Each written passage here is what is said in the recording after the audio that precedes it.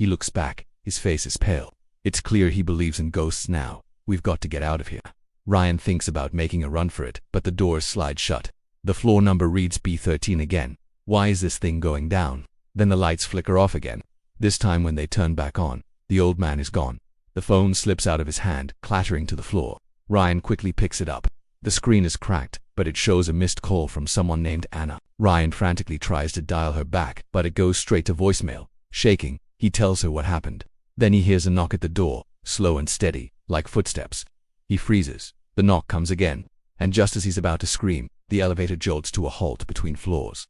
The doors slide open, but instead of revealing another floor of the hotel, he sees a dark, endless abyss.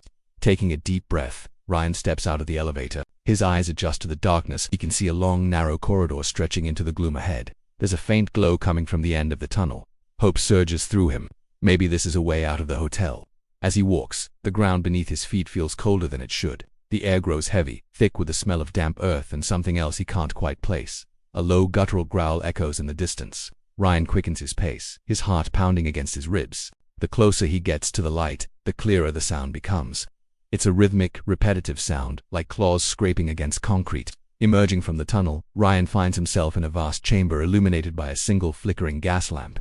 In the center of the room stands a large wooden chest adorned with intricate carvings. The growling seems to be coming from inside the chest. He cautiously approaches it, his hand hovering over the ornate handle. Should he open it? Fear and curiosity battle within him, but something compels him to do it. With a deep breath, he lifts the lid. Inside, nestled in a bed of faded velvet, lies an old leather-bound journal. Its pages are filled with spidery handwriting detailing the history of the Granville Hotel and its many tragedies. One entry in particular catches his eye, describing strange occurrences on the hotel's 13th floor. As Ryan reads, he feels a cold presence at his shoulder. Glancing up, he sees a hunched figure cloaked in shadow. Startled, Ryan drops the journal. The figure steps forward, revealing itself to be the old man from the elevator. His face is gaunt, his eyes hollow. "You shouldn't have done that," he rasps, his voice like gravel. "That was never meant for human eyes." Ryan scrambles back, knocking over the gas lamp. The room plunges into darkness. The growling intensifies, shaking the very foundations of the chamber. In the ensuing chaos, Ryan stumbles and falls. Pain shoots through his ankle. He cries out. The old man lunges at him, his eyes gleaming in the dim oil lamp light. "Why?" Ryan asks, struggling to rise. "Why are you doing this?" The old man lets out a harsh laugh. "You found what you were looking for," he says cryptically. "The truth is buried here. Now you will join us." The old man lunges, but Ryan, fueled by adrenaline, kicks out, connecting with the man's shins. The old man howls in pain. Seizing the opportunity, Ryan scrambles to his feet and runs. He dashes deeper into the shadowy recesses of the chamber, the old man's enraged shouts echoing behind him. As he blindly searches for an escape, his ankle throbbing with every step, he stumbles upon a small opening hidden behind a heavy tapestry. It's barely large enough for him to squeeze through, but desperate for sanctuary, he does so anyway. The space beyond is narrow and pitch black, forcing him to crawl. But as he moves, he hears the sound of scraping metal and wet, heavy footsteps growing closer. Panicked, he crawls faster, his clothes catching on rough edges. Finally, he emerges on the other side, collapsing onto a cold stone floor. Gasping for breath, he slowly gets to his feet and finds himself in a small, dank room. There's a single window high up on the wall, but it's barred. As his eyes adjust to the gloom, he notices a heavy iron table and chair in the corner, and a wide mirror on the opposite wall. The mirror is tarnished, its surface clouded with age. Cautiously, he approaches it. As he gazes into its depths, he sees not his own reflection, but the hunched figure of the old man. The old man smiles, a cruel, triumphant grin spreading across his face. "Nowhere left to run," he rasps, his voice dripping with malice. "It's too late. You belong to us now." Ryan whirls around, searching for an escape, but there isn't any. He's trapped. Then he sees it, a loose stone in the wall. With a surge of adrenaline, he reaches out and pulls it free. A small hole reveals itself.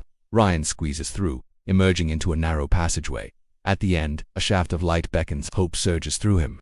He races toward it, eager to escape the confines of the subterranean labyrinth. Pushing aside a heavy drape, he steps outside. Blinking in the sudden brightness, he finds himself in an unfamiliar part of the hotel grounds. Lush vegetation surrounds him, obscuring his vision. But as he moves, he realizes the layout of the garden is subtly different from the plans he'd seen earlier. The flowers and shrubs seem strangely exotic. The air is filled with the intoxicating scent of unknown blossoms. Lost in thought, he continues exploring until he comes across a towering wall. Etched into its surface is a series of archaic symbols. As he examines them, a sense of foreboding washes over him. These markings are not merely decorative.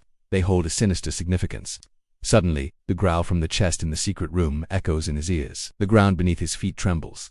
From behind the wall, a monstrous shape begins to emerge, tearing at the stone as if trying to break free. Panic surges through Ryan. He flees, racing through the dense undergrowth. The creature's enraged bellows thundering behind him. His heart pounds, his lungs burning as he desperately seeks an escape. But no matter how far he runs, the sound of pursuing footsteps echoes relentlessly in his wake.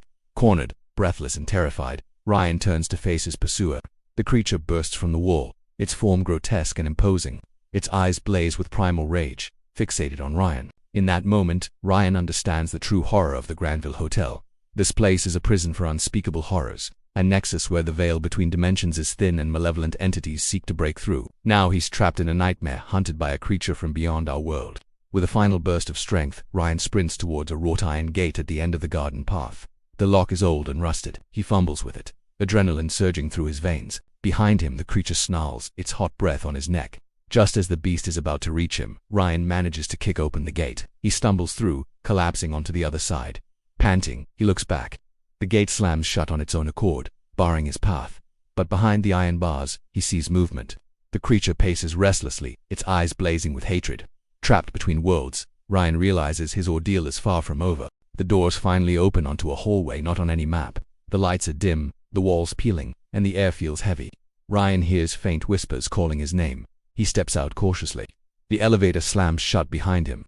The hallway stretches endlessly, lined with hundreds of identical doors.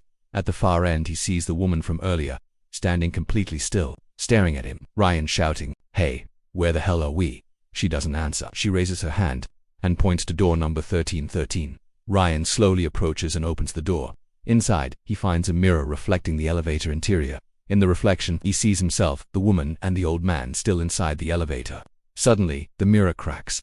A loud metallic screech echoes. The hallway lights explode one by one as something sprints toward him. The screen cuts to static. Then, a final shot of the Granville Hotel lobby CCTV shows Ryan, the woman, and the old man never left the elevator. It never stopped. Narrator whispering. The Granville elevator never reaches the lobby.